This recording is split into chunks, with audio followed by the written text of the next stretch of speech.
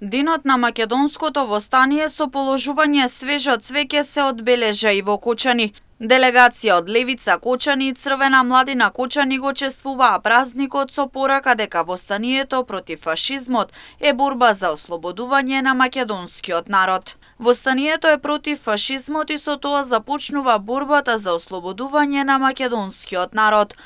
Тоа е важен мегник во борбата за самобитност и самостојност на македонскиот народ. Со својата вооружена борба Македонија не станала квислиншка територија, туку напротив, жешко подрачје за окупаторот и дала свој придонес во победата над фашизмот во Втората светска војна. Нека ни е среќен празникот, стои во пораката од Левица Кочани. По повод празникот, делегација од Советот на општина Кочани, Сојузот на Сдруженијето на борци од нов и партиски делегации од Кочани положија свежо цвеќе на споменикот на слободата и на бистите на Љупчо Сантов и Раде Кратовче во паркот на Револуцијата, оддавајќи почит на сите учесници во вооруженото и антифашистичко востание кои ги вградија животите за денешната слобода.